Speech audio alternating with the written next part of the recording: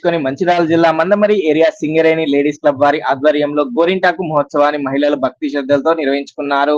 ఈ కార్యక్రమానికి ముఖ్య అతిథులుగా సేవా అధ్యక్షురాలు సవితా మనోహర్ హాజరై మహిళలతో కలిసి గోరింటాకు చెట్టుకు పూజలు చేపట్టారు.